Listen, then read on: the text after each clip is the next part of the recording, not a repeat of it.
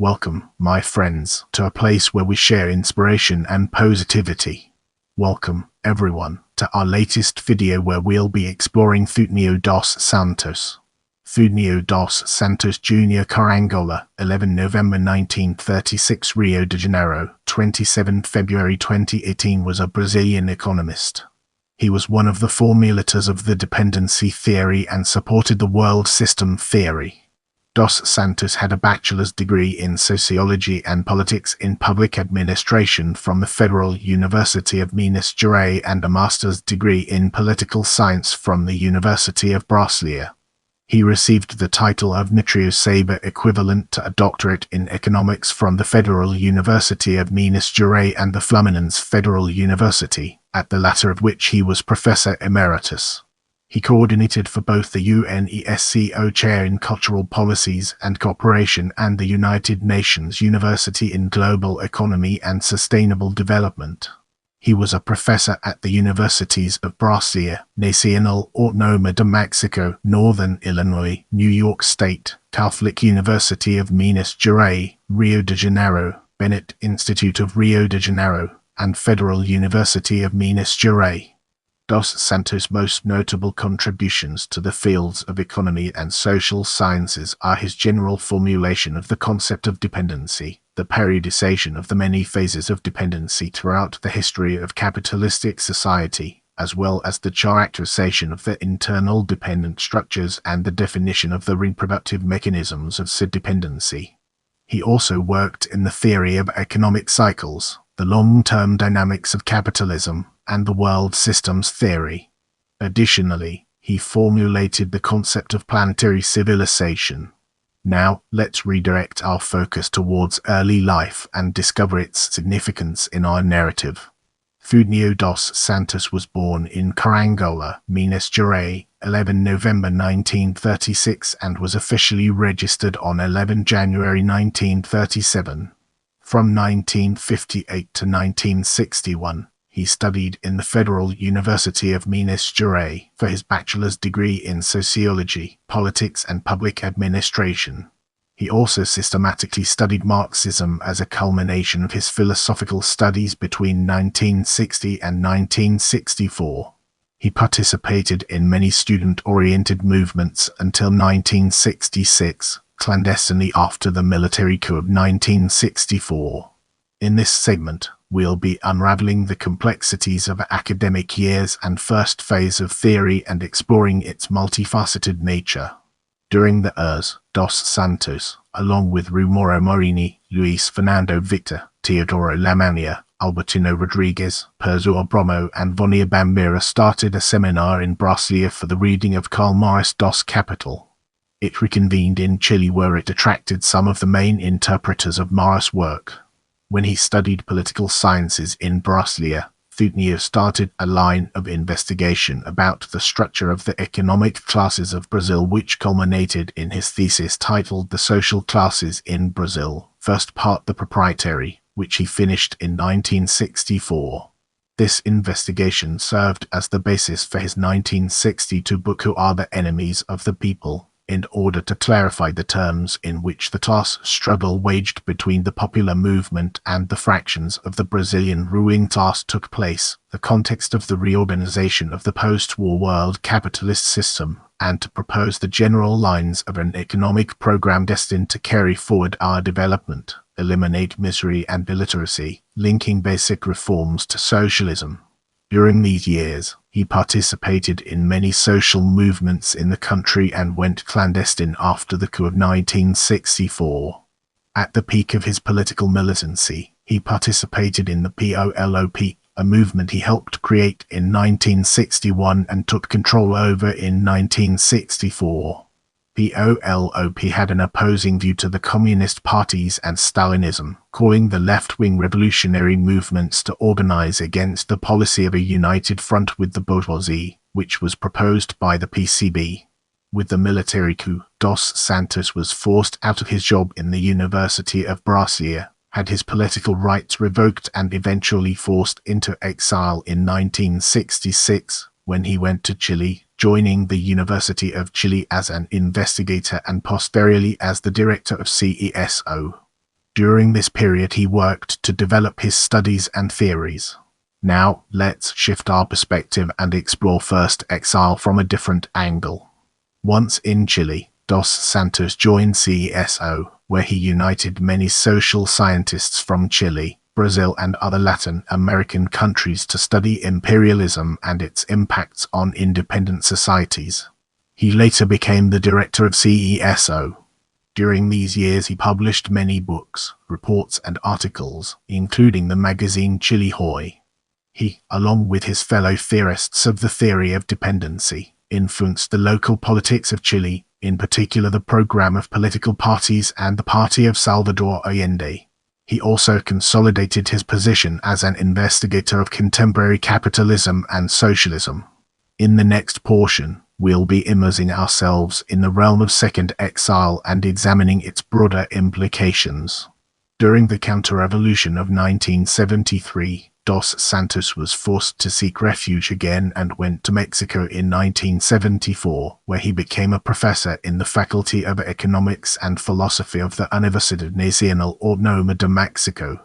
In 1975, he was nominated as coordinator of the doctorate in economics of UNAM and, in 1976, chief of the postgraduate division of UNAM, which he assumed until his return to Brazil in 1979.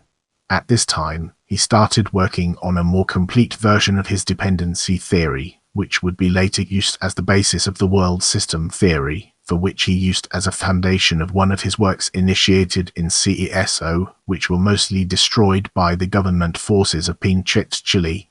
His new theory combined the development of the capitalistic system of the world with the long-term cycles of Nikolai Kondratiev, getting closer to the theory of systematic cycles of accumulation worked on by André Gunder Frank, Giovanni Arrighi, Samir Amin and Wallerstein.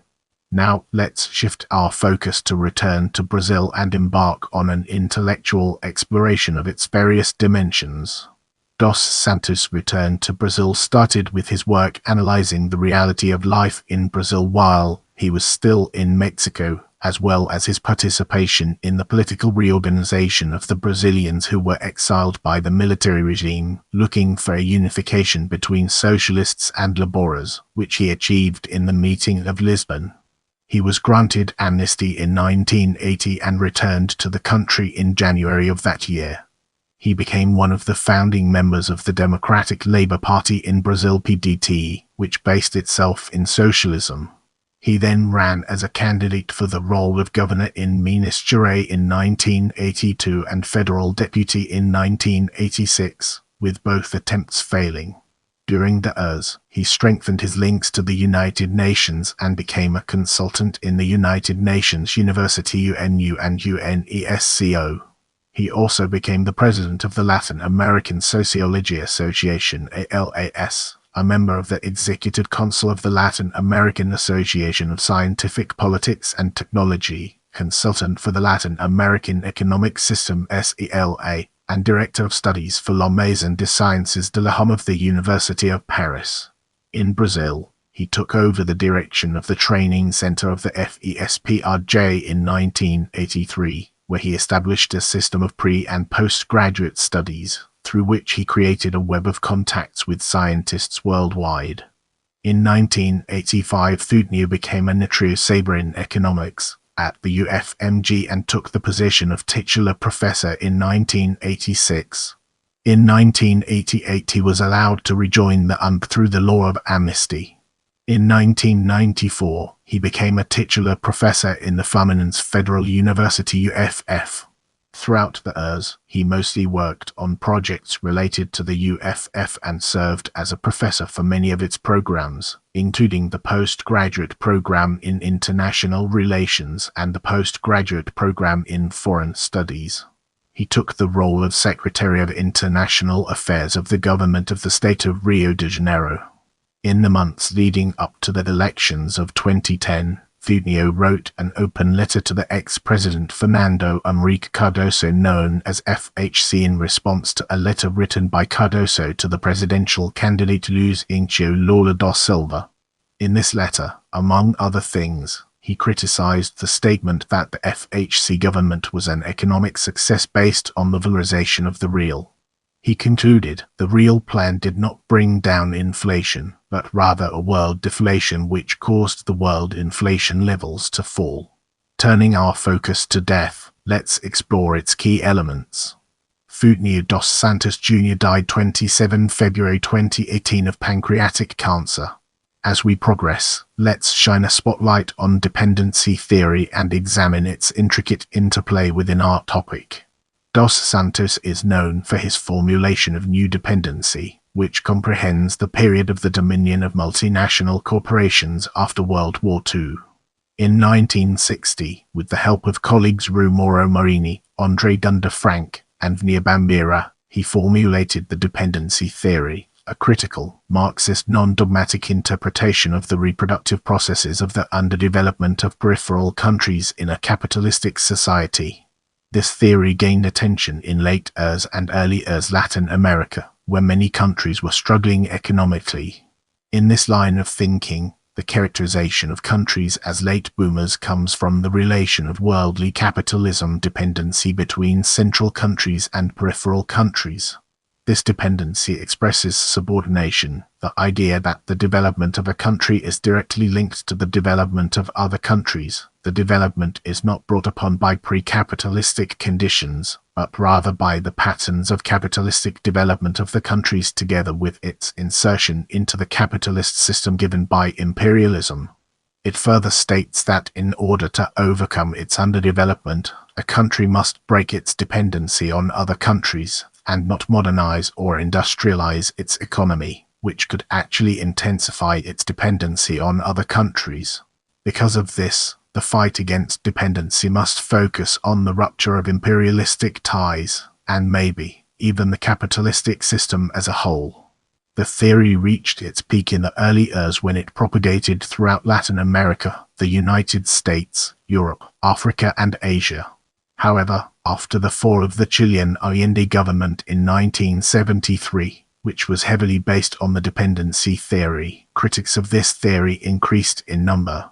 The theory does not have many proponents today, though it is still argued to be a good conceptual orientation to the global division of wealth. Moving ahead, let's uncover the hidden gems within world systems theory and discover their significance. In the early years, Dos Santos transitioned seamlessly from the theory of dependency to the theory of world systems. He based this theory on his works from Chile, which were mostly destroyed by the governmental forces of the Pinochet dictatorship. The world systems theory divides the world into core and peripheral countries on the basis of labor division, in which the core countries focus on high-skill, capital-intensive industries, while the peripheral states focused on lower-skill, labor-intensive production, as well as raw material extraction. Due to this system, the core countries exert dominance over the peripheral ones, making the latter dependent on the former. In the following section, we'll be immersing ourselves in the captivating world of main bibliographic works. O Conceito de Classes Sociais, ed. Voz, Brazil, also published in other 5 Latin American countries. Crisis Econômica y Crisis Política, Mimo CESO, Chile 1966. El Nuevo Carácter de la Dependencia, Chile 1967. Socialismo o Fascismo, El Drama Latinoamericano 1969. Dependencia y Cambio Social 1972. Socialismo o Fascismo, El Nuevo Carácter de la Dependencia y el Drama Latinoamericano, ed. PLA, Santiago, also published in Argentina, Mexico and Italy 1972 and revised in 1974. Imperialismo y Dependencia 1978, ed. Ara, Mexico, Su Shogo, Japo, Science Academy, China. Teorias do Capitalismo Contemporâneo, ed. Viga Nova Espeo, Brazil 1983. Foras Produtivas e Reais do Produto, ed. Voz, Brazil. Revolução Ficotênica e Capitalismo Contemporâneo, ed. Voz, Brazil 1983. Revolução Ficotênica e Acúmulo de Capital, ed. Voz, Brazil 1987. Democracia e Socialismo no Capitalismo Dependent, ed. Voz, Brasil 1991. A Evolução Histórica no Brasil, da Colônia Crise da Nova República, ed. Voz, Brasil 1993. Economia Mundial, Integro Regional e Desenvolvimento Sustentável, ed. Voz, Brasil, also published as Economia Mundial y la Integración Latinoamericana, ed. Plaza y Jans 2004.